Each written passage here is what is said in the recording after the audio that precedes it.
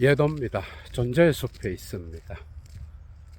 오늘은 하이데거의 정기와 후기의 언어관을 한번 살펴보려고 합니다.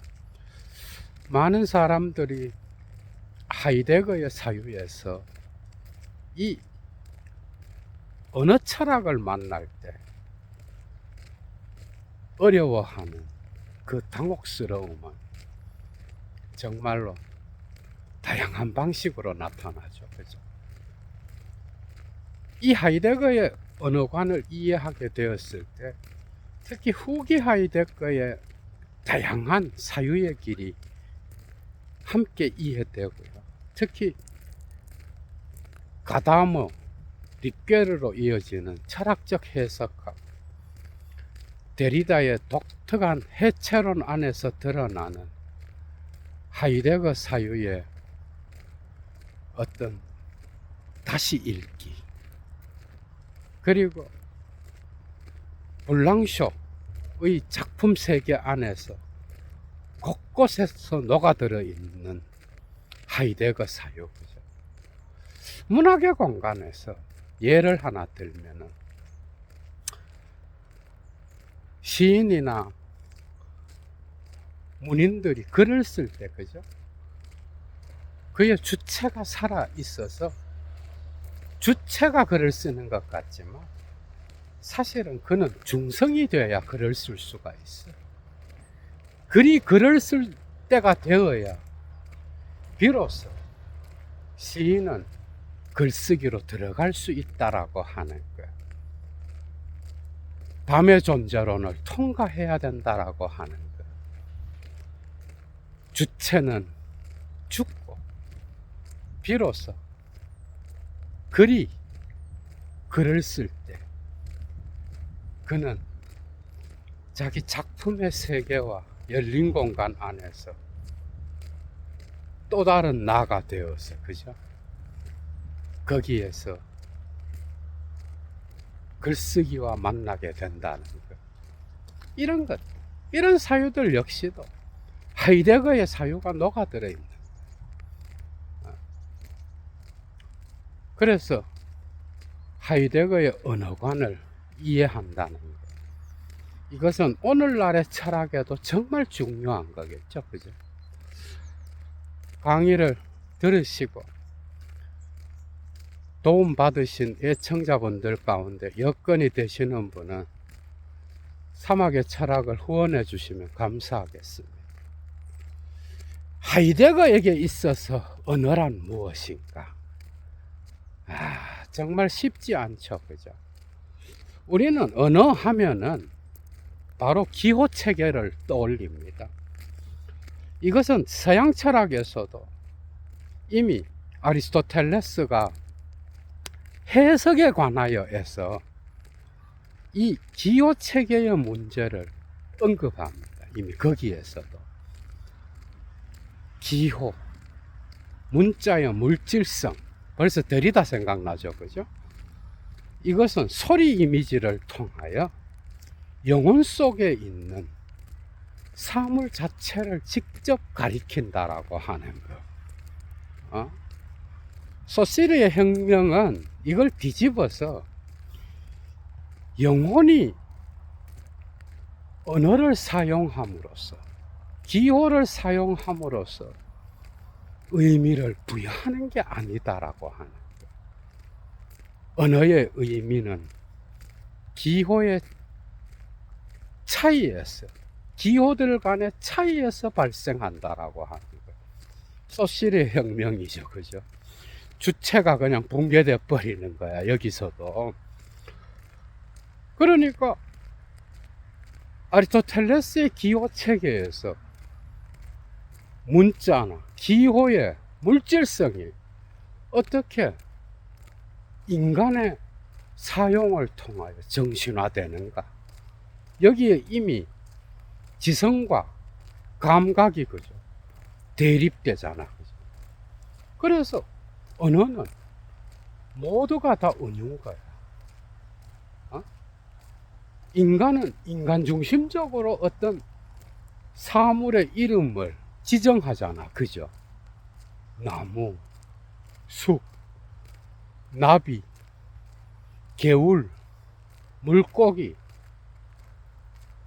개, 꽃, 여기 존재의 숲에도 다양한 풀밭, 초목,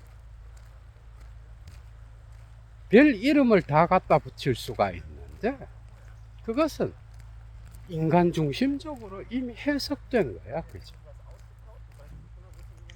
이런 기호 체계를 갖고는 하이데거의 언어 개념에 도달할 수 없다라고 하는 거.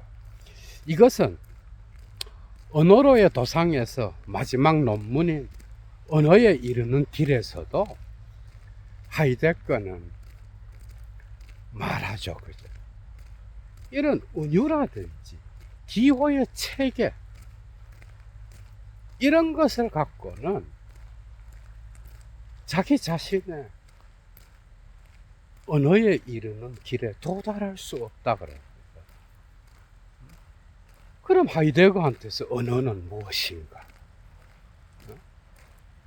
이 질문은 한마디로 전기 하이데거와 후기 하이데거를 관통하는 독특한 하이데거만의 언어 개념에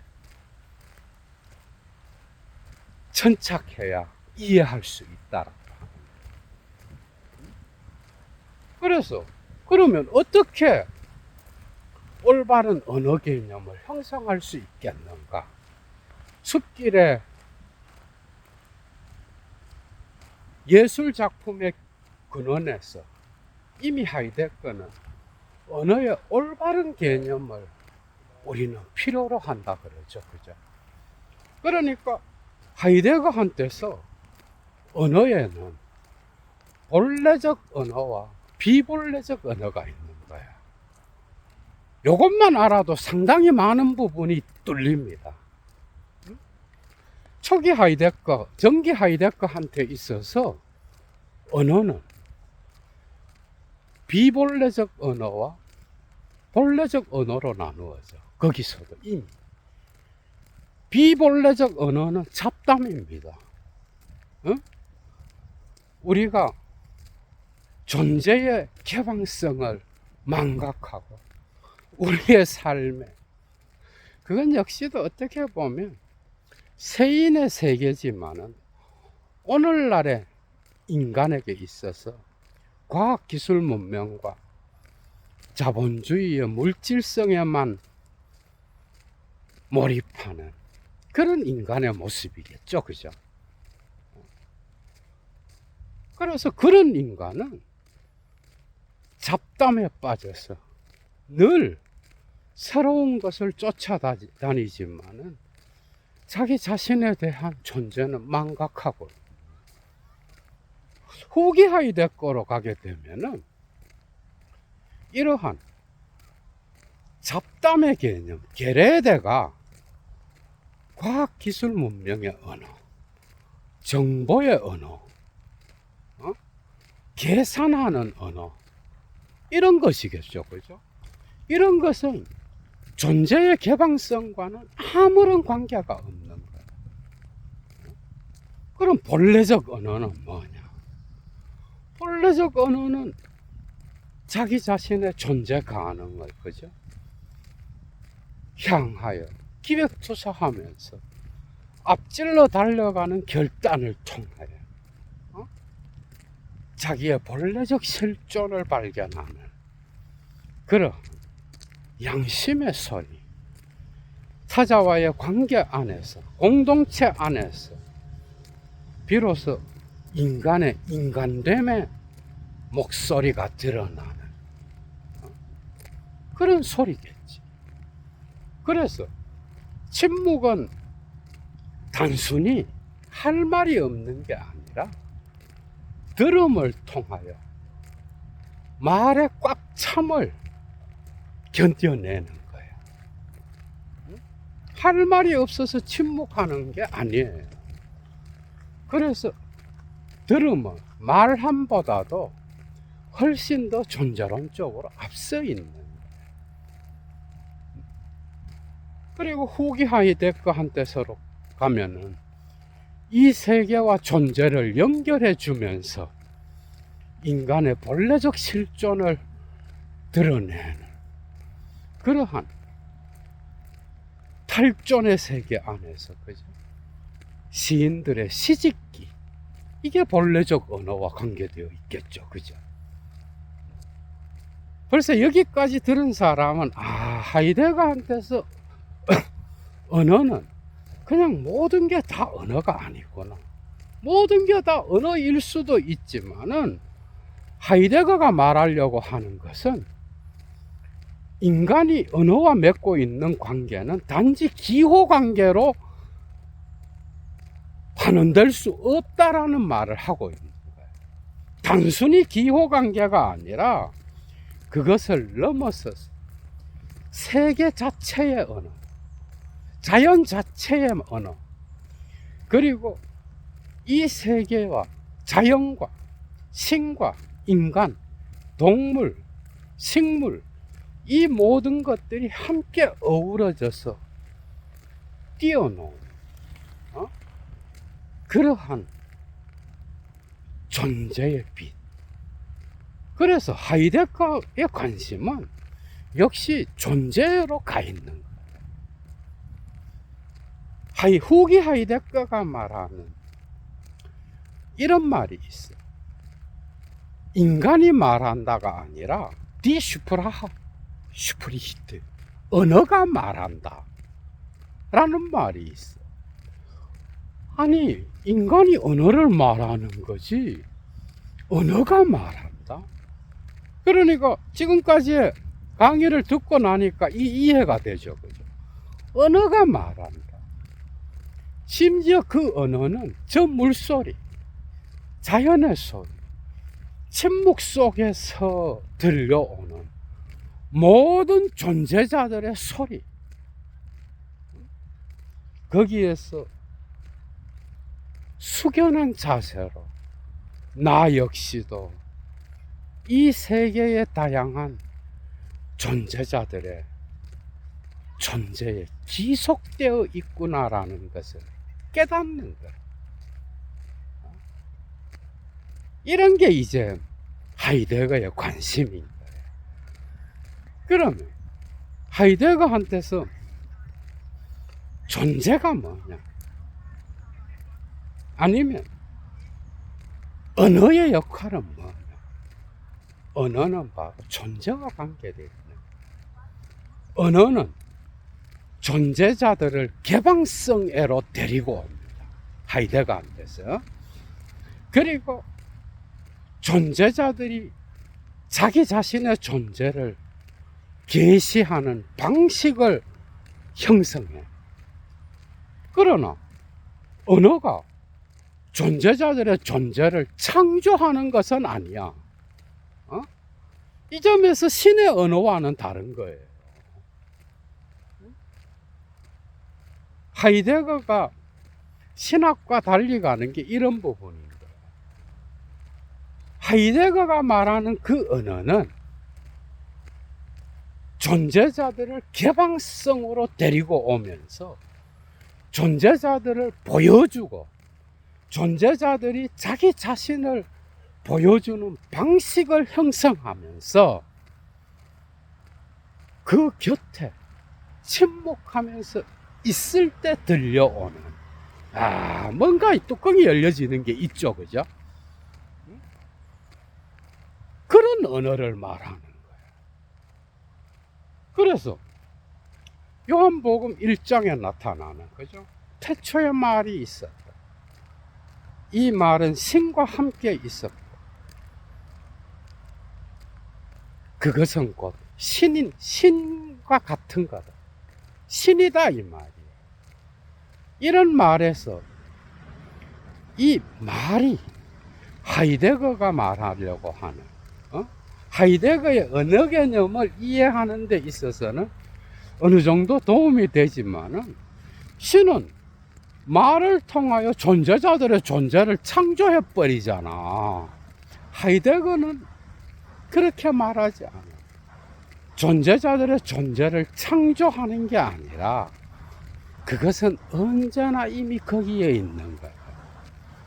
존재자들이 자기 자신의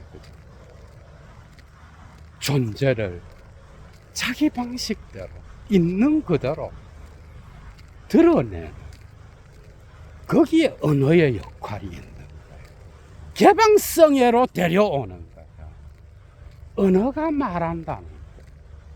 그래서 뭔가 진정한 인간으로 가는 도상에 있는, 존재로 가는 도상에 있는 자, 언어에 이르는 도상에 있는 자, 그는 먼저 자기가 자기 주체를 갖고 이 세계를 대상화하면서 말하는 자가 아니야.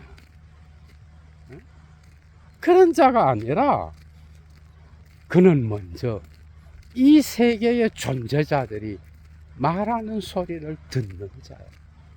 그는 그 곁에서 침묵하면서 들으면서 기다리는 자예요. 이건 시인의 자세인 거예요. 그래서 비본래적 언어에 빠져서 잡담을 늘어놓고, 그죠? 그리고 정보의 언어를 교환하면서 자기가 이 세계의 주인이다라고 말하는 현대인의 어떤 그 아로간치, 오만함은, 그죠? 어떻게 보면 인간이 자기 자신의 존재를 망각했을 때 드러나. 그래서 잡담의 소리만이 공공성에서 울려 퍼지는, 그것이 전부인지 알고 살아가. 이런 자들에게는 존재의 소리가 망각되어 있는 거예요. 들을 수가 없어. 이런 자들은 들으려고 하지 않고 자기의 주체의 똑똑함을 믿고, 그죠? 자기의 계산하는 능력의 똑똑함을 믿고 이 세계의 모든 존재자들을 대상화시켜서 객체화하는 그런 자들입니다. 우리의 모습이지 뭐, 오늘날에, 그죠? 이런 것은 본래적 언어의 이름을 통하여, 그죠? 존재자들의 존재, 그 존재의 개방성을 경험할 수 없는 거예요. 이미 전기 하이데거한테서도 세계 내 존재로서의 이 현존재, 그죠? 그것은 육체를 가진 존재인 거예요. 그 현존재는 그냥 자기 안에 갇혀 있는 존재가 아니라 이 세계와 관계 맺고 있는 존재, 그리고 이 세계 안에 다양한 존재자들을 발견하는 존재요. 그리고 거기에서 존재 의미를 질문할 수 있는, 그죠? 그런 존재인 거예요.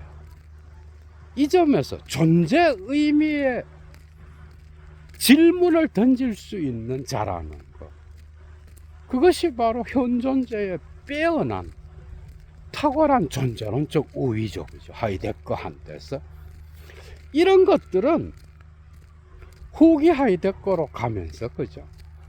역시 그 존재는 인간의 수동성으로 약간 변하지만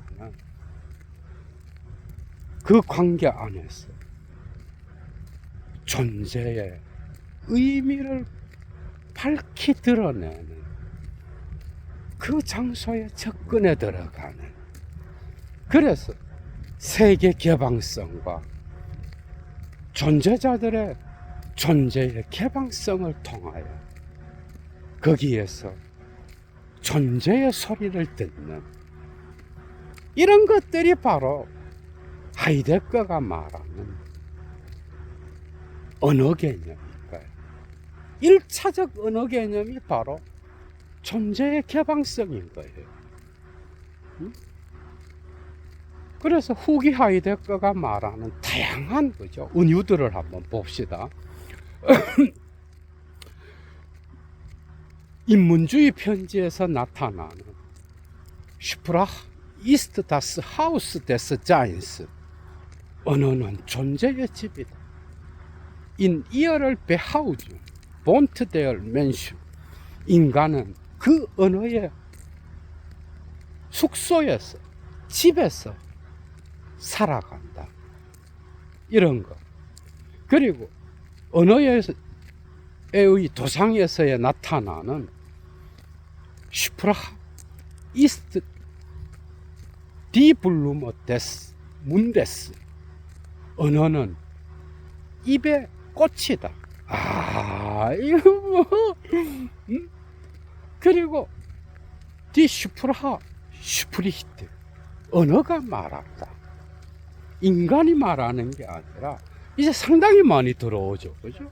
세계 자체, 자연 자체, 사방세계 자체가 말한다.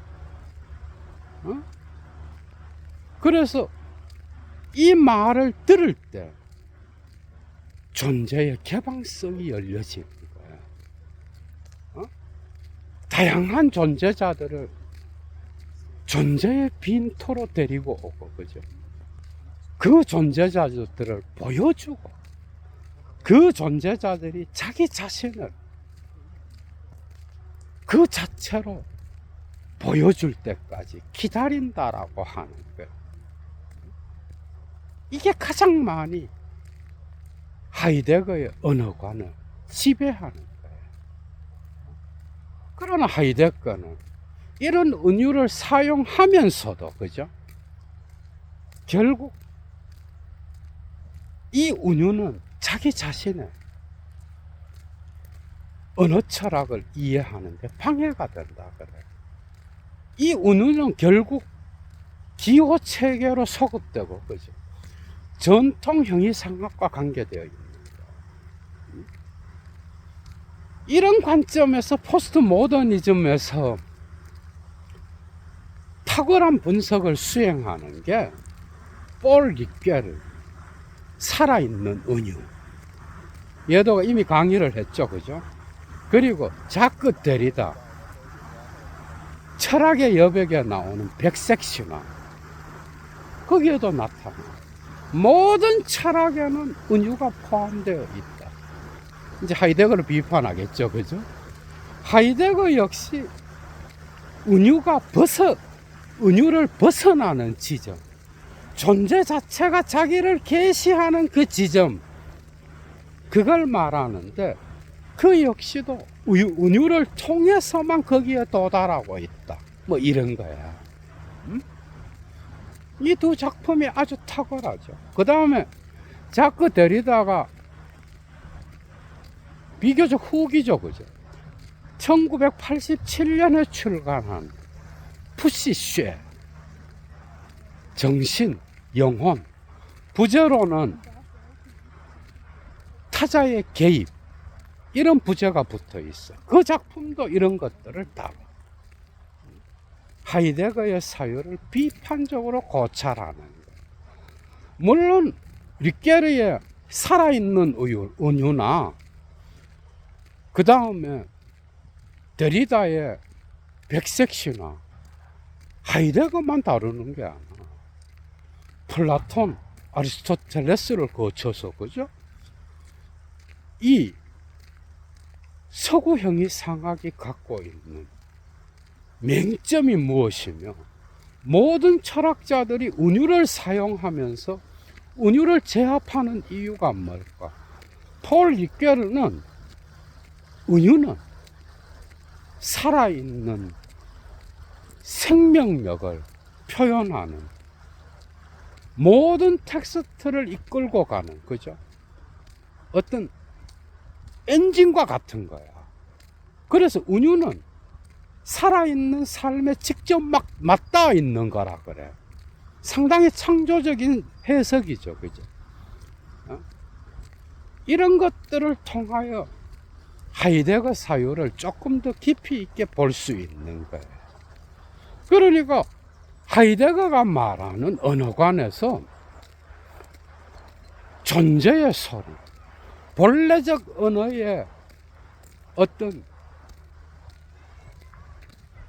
침묵 속에서 들려오는 소리, 이런 것들은 당연히 서구형의 형이상하게 나누어 놓은 언어의 문자와 기호의 물질성, 그리고 그것에 정신화를 통하여 의미를 전달하는 의사소통의 체계, 이런 모든 것들을 그죠? 넘어서려고 하는 거예요. 거기에 머물러 있지 않아. 어떻게 보면 하이데거의 관심은 이런 모든 의사소통, 기호 체계를 통한 의미 전달, 이것을 가능하게 하는 것이 바로 자기 자신의 언어관이다, 이렇게 말하고 있는 거예요. 결국 언어는 존재자들을 개방성으로 불러내고 그것들을 보여주는 거야, 그죠? 이런 점에서 아주 근원에 있는 거예요. 왜 데리다가 근원을 비판하고 있는지 이해가 되죠, 그죠? 그런 정도로까지 나가야 되는 거예요. 그래서 하이데거 사유에 아주 깊이 있는 것을 알아야 데리다의 작품을 따라갈 수 있는 거예요. 어떻게 보면 불교의 가르침에서도 그죠? 어떤 이 요한복음에 나타나는 신의 말, 이건 로고스잖아, 그죠? 이 로고스는 불교에서의 다르마와 같은 거야. 이것은 특정 존재자에게 잡히지 않아요. 그것에 잡히는 자는 다르마나 로고스의 말을 들을 수 없는 거야. 특정 존재자에 잡히게 된 자는 그죠? 어떻게 보면 집착과 욕심에 빠져 있는 자인 거야. 그래서 하이데거는 존재와 시간에서도, 그리고 후기 하이데거의 다양한 작품들에서도 말하고 있죠, 그죠? 존재는 언제나 존재자의 존재이지만 그것은 존재자를 초월해 있는 거야. 트란스젠디렌해 있는 거야. 넘어서 있는 거야. 특히 후기 하이데거한테서는 이런 존재자의 존재는 언제나 존재자를 넘어서 있고 초월해 있다라는 이것은 이정표, 근거의 본질에 관하여 거기에 나타납니다. 그래서 특정 존재자에 잡힌 자는 잡담, 거기에 마음을 빼앗기고 있는 거예요. 정보사회에서 어떻게 하면 기술력을 발휘하여서 잘 처먹고 잘 살까? 이게 중요한, 하지 않다는 게 아니야. 이게 전부인지 알고 살아간다라는 거예요. 이런 비본래적 언어, 여기에 사로잡힌 자들은 이런 존재, 이런 데 관심이 없어. 존재가 그냥 망각되어 보이지 않는 거야. 거기로부터 빠져나와서 그죠? 비로소 본래적 언어의 소리를 들을 때에 그는 진정한 이 세계 자체, 개방성 안에서 자신의 인간됨이 무엇인지를 생각해 볼 수 있는 그런 인간이 되는 거예요. 니체적으로 말하면 뭐예요? 니체가 자라투스트라에서 말하잖아, 그죠? 인간은 짐승과 초인의 그 사이에 걸려있는 자인 거야. 삶을 살아간다라는 거는 이 짐승에서 초인이 되어가는 과정에 있는 거야, 그죠? 끊임없이 넘어가는 그 과정, 그게 인간인 거야. 그 인간이 점점 초인으로 간다라고 하는 거, 그건 바로 하이데거적으로 존재를 발견해 간다라고 하는 거예요. 이것은 각 사람마다 다른 자기 삶의 과제겠죠. 그죠? 각 사람에게 주어진 자기 자신만의 운명, 그것을 극복하면서, 그죠? 거기에서 열려지는 또 다른 존재의 소리를 듣고, 그래서 인간은 도상에 있는 존재인 거예요. 참다운 존재를 발견해가는 그런 과정 속에 있는 존재, 언어의 도상에 있는 존재, 상당히 많이 이해되죠. 그죠? 그래서 이러한 망각의 역사를 뒤집어 엎고 진정한 자기 자신의 삶의 과정으로 나아가는 자, 그죠? 그게 바로 도상에 있는 존재인 거예요. 완성된 자는 없는 거예요. 전부 다 도상에 있는 존재인 거예요. 뒤질 때까지 도상에 있는 거예요. 누구든지 간에. 이런 점에서 하이데거의 철학은 어떻게 보면 불교 철학이라든지, 그죠? 그리스도교의 영성의 길, 이런 것들과 맞닿아 있다라고 할 수 있는 거예요. 모든 것이 언어를 통하여, 그죠? 그리고 그 언어에 의해서 우리는 존재자들의 개방성, 거기에 접근할 수 있는 거예요. 존재자들의 존재를 창조하는 게 아니라 그 존재의 곁에 섬으로써 진정한 인간됨을 찾아 나갈 수 있다라고 하는 것. 이런 게 하이데거 철학의 진수인 거예요. 언어가 말한다. 왜 시인이 이 세계의 개방성 안에서 존재의 소리를 두고 글을 쓸 때, 그죠? 거기에서 열려지는 새로운 지평이, 그것을 읽는 자의 삶을 일깨울 수 있는지 우리는 충분히 이해할 수 있겠죠. 그죠? 그래서 언어의 본질은 뭐냐? 하이데거한테서는 당연히 은유도 아니요, 기호 체계도 아니요, 기호 체계 안에서 드러나는 어떤 물질성과 정신성의 대립도 아니요. 이런 것들에 머물러 있을 때는 오히려 하이데거의 언어 존재론을 이해할 수 없는 거예요. 언어의 본질은 그래서